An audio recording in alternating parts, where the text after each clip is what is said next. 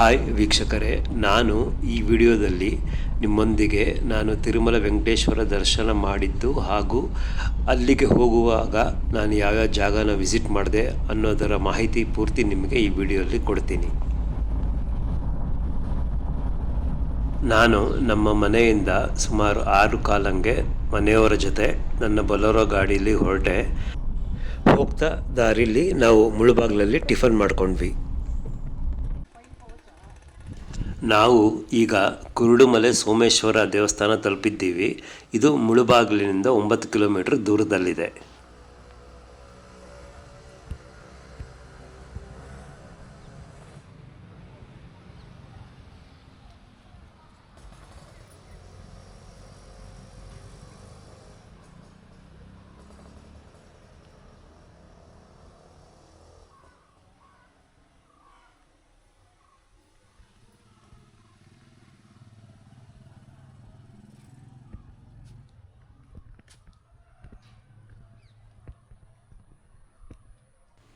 ಇದು 12ನೇ ಶತಮಾನದ ದೇವಸ್ಥಾನ.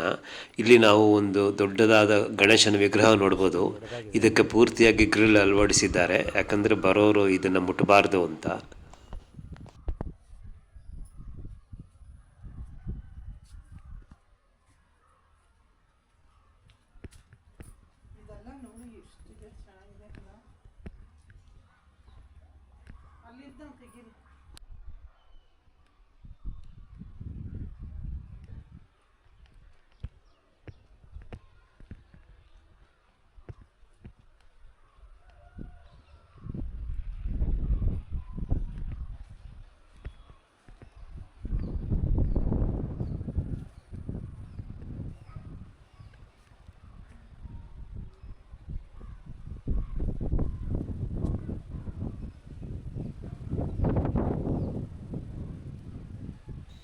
ಈ ದೇವಸ್ಥಾನದಲ್ಲಿ ನಾವು ದ್ರಾವಿಡನ್ ಶೈಲಿಯ ವಾಸ್ತುಶಿಲ್ಪವನ್ನು ನೋಡಬಹುದು. ಇಲ್ಲಿ ಮುಂದಿರುವ 4 ಕಂಬಗಳಲ್ಲೂ ನಾವು ಶೈವ ಮತ್ತು ವೈಶ್ಯ ದೇವರುಗಳ ಕೆತ್ತನೆಯನ್ನು ನೋಡಬಹುದು. ದೇವಸ್ಥಾನದ ಗೋಡೆಗಳಲ್ಲೂ ಸಹ ನಾವು ಕೆತ್ತನೆಯನ್ನು ನೋಡಬಹುದು.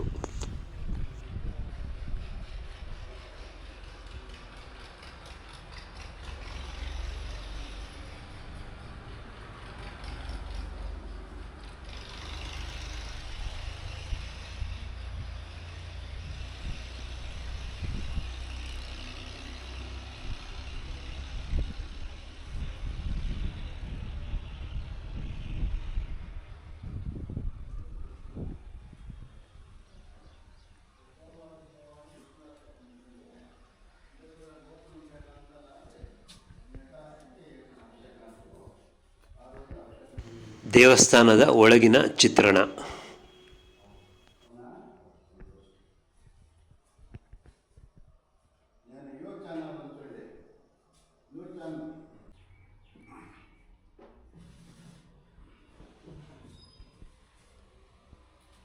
ಮೇಲೆ ಇದೆಯಲ್ಲ, ಮೇಲೆ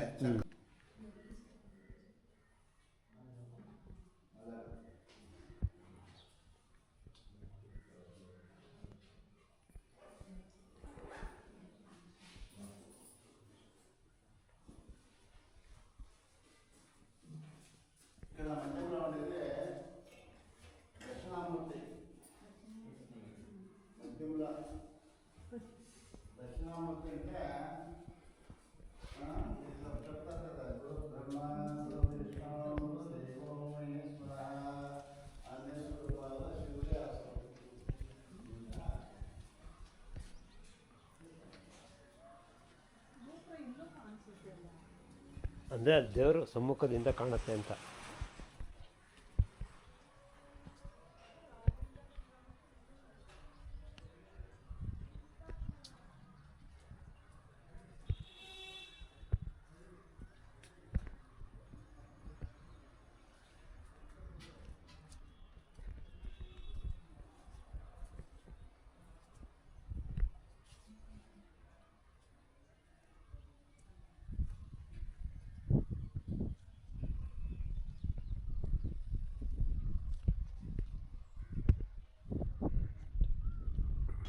ದೇವಸ್ಥಾನದ ಹಿಂಬದಿಯಲ್ಲಿ ನಾವು ಸುಬ್ರಹ್ಮಣ್ಯ ಸ್ವಾಮಿ ಹಾಗೂ ದೇವಿಯ ಗುಡಿಗಳನ್ನು ಸಹ ನಾವು ನೋಡಬಹುದು.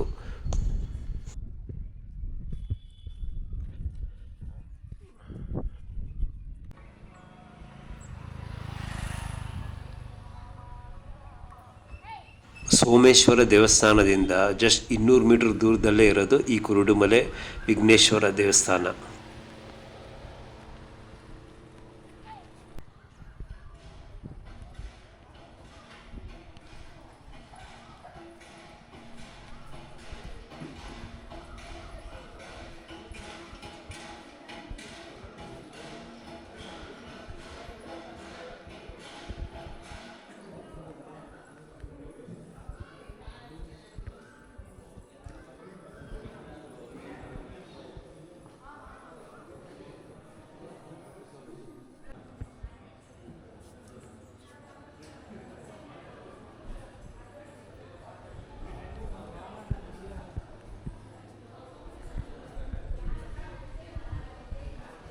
ಇಲ್ಲಿರುವ ಗಣೇಶನ ವಿಗ್ರಹದ ವಿಶೇಷತೆ ಏನೆಂದರೆ, ಇದು ವಿಶ್ವದಲ್ಲೇ ಏಕಕಲ್ಲಿನ ಸಾಲಿಗ್ರಾಮದ 14 ಅಡಿಯ ಗಣೇಶ.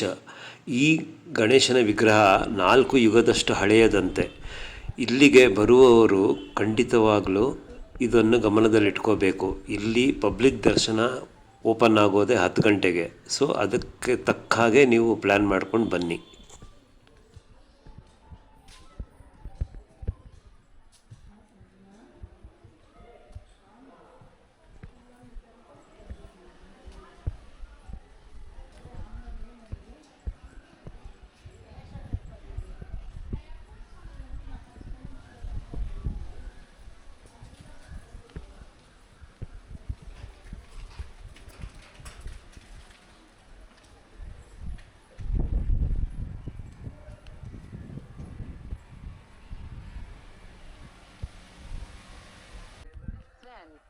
Turn left.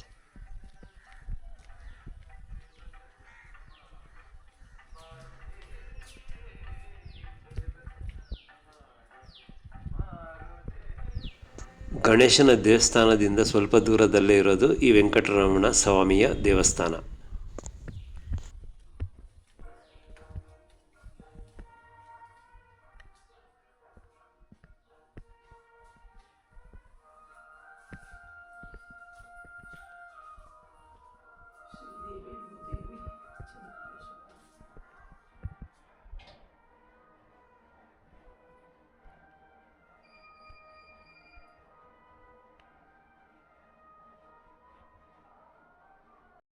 ನಾವು ಕುರುಡುಮಲೆಯಿಂದ ಸುಮಾರು 90 ಕಿಲೋಮೀಟ್ರಷ್ಟು ಡ್ರೈವ್ ಮಾಡಿಕೊಂಡು ತಲುಪಿದ್ದೆ ಬೋಯ್ಕೊಂಡ ಗಂಗಮ್ಮ ದೇವಿ. ಈ ಗಂಗಮ್ಮ ದೇವಿಯು ಶಕ್ತಿಯ ಸ್ವರೂಪ ಅಂತಲೂ ಹೇಳ್ತಾರೆ. ಮತ್ತು ಕೆಲವರು ಇವಳು ವೆಂಕಟೇಶ್ವರ ಸ್ವಾಮಿಯ ಸಹೋದರಿ ಅಂತಲೂ ಹೇಳುತ್ತಾರೆ. ಈ ದೇವಸ್ಥಾನದ ಸುತ್ತಲೂ ಬೆಟ್ಟಗಳಿರೋದ್ರಿಂದ ನೋಡಲು ಬಹಳ ಸುಂದರವಾಗಿದೆ.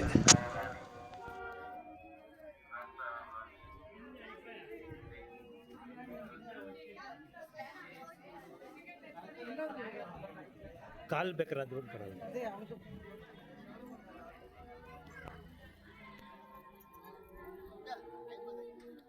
ಈ ದೇವಸ್ಥಾನದ ಮುಂಭಾಗದಲ್ಲೇ ನಾವು ಒಂದು ಪುಷ್ಕರಣಿಯನ್ನು ನೋಡಬಹುದು.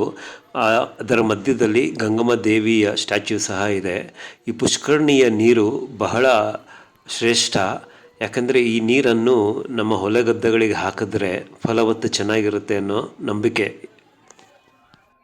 ಇಲ್ಲಿರುವ ಮುಖ್ಯ ದೇವಸ್ಥಾನ ಬಾವಿಯ ಮೇಲೆ ಕಟ್ಟಿರೋದು, ಹಾಗೂ ಈ ಬಾವಿಯ ನೀರಿಗೆ ಔಷಧಿಯ ಗುಣಗಳಿದೆ ಅನ್ನೋ ನಂಬಿಕೆ ಸಹ ಇದೆ. ಈ ನೀರನ್ನು ನಾವು ಮೈ ಮೇಲೆ ಹಾಕ್ಕೊಂಡ್ರೆ ಸುಮಾರು ಕಾಯಿಲೆಗಳು ವಾಸಿ ಆಗುತ್ತೆ ಮತ್ತು ದುಷ್ಟಶಕ್ತಿಗಳು ನಮ್ಮಿಂದ ದೂರ ಇರುತ್ತೆ ಅನ್ನೋ ನಂಬಿಕೆ ಜನರಲ್ಲಿ. ನಾವು ತಿರುಪತಿಯಿಂದ ವಾಪಸ್ ಬರುವಾಗ ಕಾಣಿಪಾಕಂ ನೋಡ್ಕೊಂಬಂದ್ರಿ. ಇಲ್ಲಿನ ಮ್ಯಾನೇಜ್ಮೆಂಟ್ ಬಗ್ಗೆ ಹೇಳಲೇಬೇಕು. ಅವ್ರು ಆದಷ್ಟು ದುಡ್ಡು ಕೀಳೋದೇ ನೋಡ್ತಾರೆ. ಈ ಫ್ರೀ ದರ್ಶನನ ಬಹಳ ಕಡಿಮೆ ಮಾಡಿಬಿಟ್ಟಿದ್ದಾರೆ. ಬರೀ ಅರ್ಧ ಗಂಟೆ ಬಿಡ್ತಾರೆ ಮತ್ತು 1 ಅವರ್ ಬಿಡೋದಿಲ್ಲ. ಆ 1 ಅವರ್ ಗ್ಯಾಪಲ್ಲಿ ನಾವು 100 ರೂಪಾಯಿ 500 ರೂಪಾಯಿ ಟಿಕೆಟ್ ತಗೊಂಡೇ ಹೋಗಬೇಕಾಗುತ್ತೆ ದರ್ಶನಕ್ಕೆ. ಈಗ ನಾವಿರೋದು ತಿರುಪತಿಯ ಕಪಿಲ ತೀರ್ಥದಲ್ಲಿ.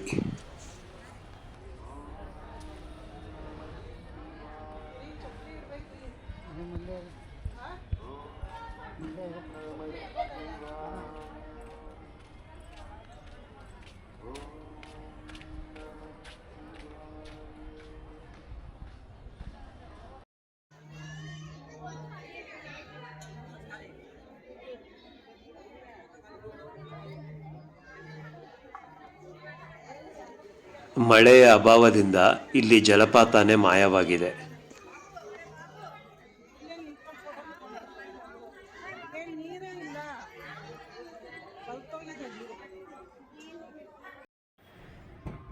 ನಾವು ಉಳ್ಕೊಂಡಿದ್ದು ಇಸ್ಕಾನ್ ತಿರುಪತಿಯಲ್ಲಿ. ಇದು ಅಲಿಪಿರಿಲೇ ಇದೆ. ಅಲ್ಲಿಂದಾನೇ ನಾನು ನಾಳೆ ಮೆಟ್ಲತ್ತಕ್ಕೆ ಶುರು ಮಾಡೋದು. ಹಾಗೆ ಇಲ್ಲಿಂದ ನಾವು ಶೇಷಾಚಲಂ ಬೆಟ್ಟನ ನೋಡಬಹುದು.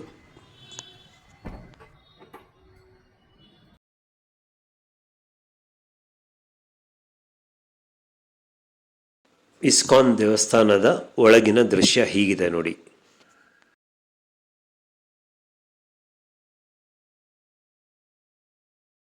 ಮಾರನೇ ದಿನ ಬೆಳಿಗ್ಗೆ 8:30ಕ್ಕೆ ನಾನು ಅಲಿಪಿರಿಯಿಂದ ತಿರುಮಲ ಬೆಟ್ಟ ಹತ್ತಲು ಶುರು ಮಾಡಿದೆ. ಅಲಿಪಿರಿಯಿಂದ ತಿರುಮಲಗೆ ಒಟ್ಟು 11 ಕಿಲೋಮೀಟ್ರ್ ದೂರ ಇದೆ. ನಾವು ಸುಮಾರು 3550 ಮೆಟ್ಲಷ್ಟು ಹತ್ತಬೇಕು. ಮೊದಲನೇ ಮೆಟ್ಲಲ್ಲಿ ಕರ್ಪೂರ ಅಂಟಿಸ್ಬಿಟ್ಟು ನಾನು ಹತ್ತಲಿಕ್ಕೆ ಶುರು ಮಾಡಿದೆ. ನಾನು ವೆಂಕಟೇಶ್ವರ ಸ್ವಾಮಿಯ ದರ್ಶನ ಪಡೆಯಲು 3 ತಿಂಗಳು ಮುಂಚೆನೇ ನಾನು TTD ಆ್ಯಪ್ ಮೂಲಕ ನಾನು ಟಿಕೆಟ್ ಬುಕ್ ಮಾಡಿದ್ದೆ. ಅದು ಸ್ಪೆಷಲ್ ಎಂಟ್ರಿ ದರ್ಶನ್ನು, 300 ರೂಪಾಯಿ ಒಬ್ಬರಿಗೆ. ಅದರಲ್ಲಿ ಒಂದು ಲಾಡು ಉಚಿತವಾಗಿ ಕೊಡ್ತಾರೆ.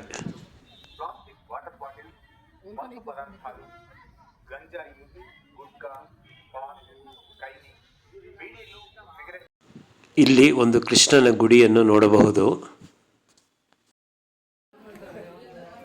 ಸುಮಾರು ಜನ ಭಕ್ತಾದಿಗಳು ಪ್ರತಿಯೊಂದು ಮೆಟ್ಲಿಗೂ ಅರಿಶಿನ ಕುಂಕುಮ ಹಚ್ಕೋತಾ ಬರ್ತಿದ್ರು. ಮತ್ತು ಇನ್ನು ಕೆಲವರು ಮೊಣಕಾಲ ಮೇಲೆ ನಡ್ಕೊಂಬರ್ತಾಯಿದ್ರು.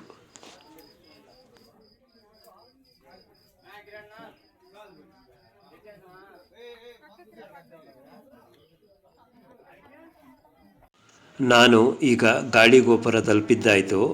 ಇಲ್ಲಿವರೆಗೂ 2083 ಮೆಟ್ಲು ಹತ್ತಿದ್ದೀನಿ. ಇದೇ ಕಷ್ಟಕರವಾದ ಹಂತ. ಇಲ್ಲಿವರೆಗೂ ನಾವೇನು ಹತ್ಕೊಂಬಂದ್ರಿ. ಇನ್ನು ಮುಂದೆ ನಾವು ಆರಾಮಾಗಿ ನಡ್ಕೋತಾ ಹೋಗ್ಬೋದು. ನಾನು ಕೆಳಗಿನಿಂದ ಇಲ್ಲಿಗೆ ತಲುಪಲು ಸುಮಾರು 45 ನಿಮಿಷ ಹಿಡಿಯಿತು. ಇಲ್ಲಿಂದ ನಾವು ಪ್ರತಿ 3-4 ಮೀಟ್ರಿಗೆ ಒಂದು ಮೆಟ್ಲಂತ 800 ಮೆಟ್ಲನ್ನು ನಾವು ಈ ರೀತಿ ಹತ್ಕೊಂಡು ಹೋಗಬೇಕು.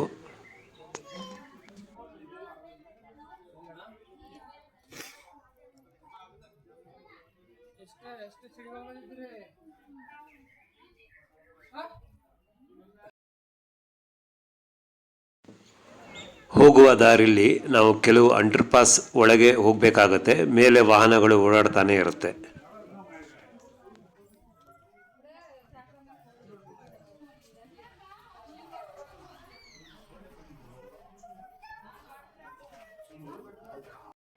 ಇಲ್ಲಿ ಒಂದು ಸುಂದರವಾದ ವಾಸುದೇವನ ವಿಗ್ರಹವನ್ನು ನೋಡಬಹುದು.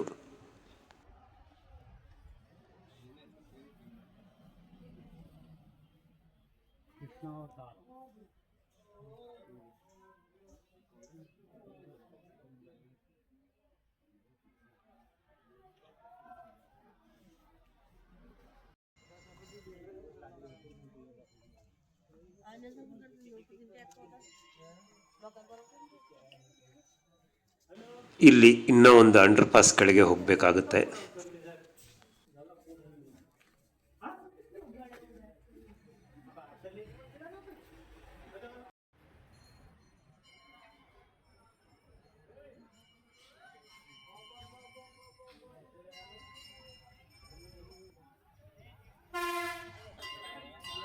ಇಲ್ಲಿ ಒಂದು ಆಂಜನೇಯ ವಿಗ್ರಹವನ್ನು ನಾವು ನೋಡಬಹುದು.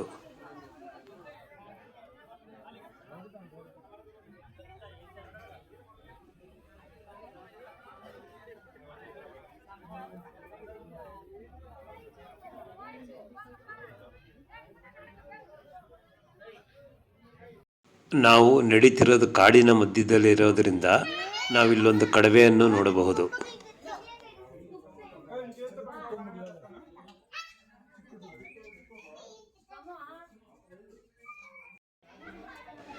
ಇಲ್ಲಿ ಲಂಗೂರ್, ಕೋತಿ ಹಾಗೂ ಜಿಂಕೆಯನ್ನು ನೋಡಬಹುದು. ಇಲ್ಲಿ ಬರೋ ಭಕ್ತಾದಿಗಳು ಸುಮಾರು ಜನ ತಿಂಡಿ ಎಸಿತಾ ಇರ್ತಾರೆ. ಆ್ಯಕ್ಚುಲಿ ಅದು ನಿಷೇಧ, ಹಾಗೆ ಮಾಡೋಂಗಿಲ್ಲ. ಬಟ್ ನಮ್ಮ ಜನ ಅರ್ಥ ಮಾಡ್ಕೊಳ್ಳಲ್ಲ, ಏನು ಮಾಡೋದು.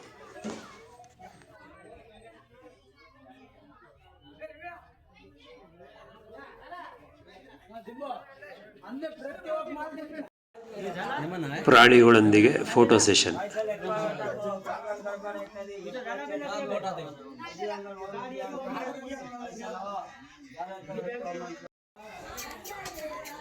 ಇಲ್ಲಿ ಒಂದು ದೊಡ್ಡ ಗಾತ್ರದ ಕೆಂಪು ಅಳಿಲನ್ನು ಸಹ ನೋಡಬಹುದು. ಇದು ಕೆಲವೇ ಪ್ರದೇಶಗಳಲ್ಲಿ ಇರೋದು.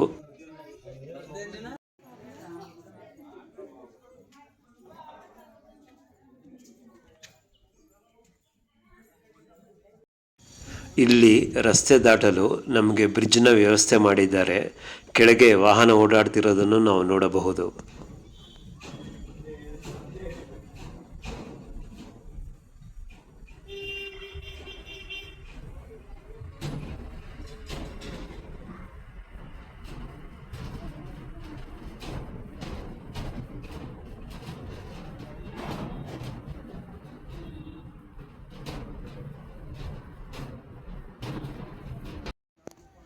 ಇಲ್ಲಿಂದ ನಾವು ರಸ್ತೆಯಲ್ಲೇ ನಡ್ಕೊಂಡು ಹೋಗಬೇಕು. ಈ ರಸ್ತೆ ಮೂಕಳಮೆಟ್ಟುವರೆಗೂ ಹೋಗುತ್ತೆ. ಗಾಳಿಗೋಪುರದಿಂದ ಮೂಕಳಮೆಟ್ಟುವರೆಗೂ ನಾವು ಸುಮಾರು 800 ಮೆಟ್ಲಷ್ಟು ನಡಿತೀರಿ. ಇದರ ಡಿಸ್ಟೆನ್ಸ್ ಬಂದು 6 ಕಿಲೋಮೀಟರ್ ಅಷ್ಟಾಗುತ್ತೆ. ನನಗೆ ಸರಿಯಾಗಿ 1.25 ಗಂಟೆ ಹಿಡಿತು. ಇದು ಸುಲಭದ ಹಂತ ಅಂತ ಹೇಳ್ಬೋದು. ಇಲ್ಲಿಂದ ತಿರುಮಲಗೆ ಸರಿಯಾಗಿ 650 ಮೆಟ್ಲಿದೆ. ಇದಕ್ಕೆ ಮೂಕಳಮೆಟ್ಟು ಅಂತ ಏನಕ್ಕೆ ಕರೀತಾರೆ ಅಂದರೆ, ಸುಮಾರು ಜನ ಭಕ್ತಾದಿಗಳು ಇಲ್ಲಿಂದ ಮೊಣಕಾಲಲ್ಲಿ ನಡೆಯೋಕ್ಕೆ ಶುರು ಮಾಡ್ತಾರೆ.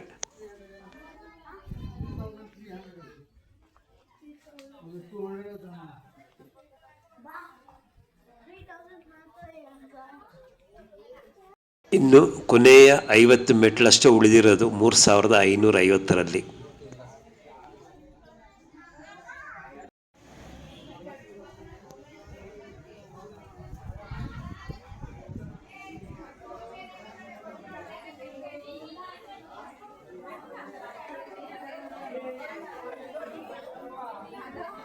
ಫೈನಲಿ ತಿರುಮಲ ತಲುಪಿದ್ದಾಯಿತು.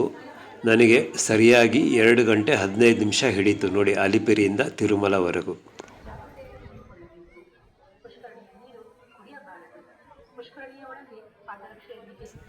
ತಿರುಮಲದಲ್ಲಿರುವ ಪುಷ್ಕರಣಿ, ಹಾಗೆ ಪಕ್ಕದಲ್ಲೇ ವರಹಸ್ವಾಮಿ ಇದೆ. ಅದರ ದರ್ಶನ ಮಾಡ್ಕೊಂಡೇ ನಾವು ವೆಂಕಟೇಶ್ವರ ಸ್ವಾಮಿಯ ದರ್ಶನ ಪಡಿಬೇಕು. ಅಲಿಪಿರಿಯಿಂದ ತಿರುಮಲಗೆ ಮೆಟ್ಲತ್ಕೊಂಡು ಬಂದು ಮತ್ತೆ 6:15 ಗಂಟೆ ಕ್ಯೂನಲ್ಲಿ ನಿಂತು ಸ್ವಾಮಿಯ ದರ್ಶನ ಪಡೆದ ನಂತರ ಒಂದು ದೈಹಿಕ ಸಾಧನೆ ಮತ್ತು ಆಧ್ಯಾತ್ಮಿಕ ತೃಪ್ತಿ ಅನುಭವವಾಯಿತು. ಹಾಗೆ ನಿಮಗೆ ಈ ವಿಡಿಯೋ ಇಷ್ಟ ಆಗಿದ್ದಲ್ಲಿ ಲೈಕ್ ಮಾಡಿ, ಶೇರ್ ಮಾಡಿ, ಸಬ್ಸ್ಕ್ರೈಬ್ ಮಾಡಿ. Thank you.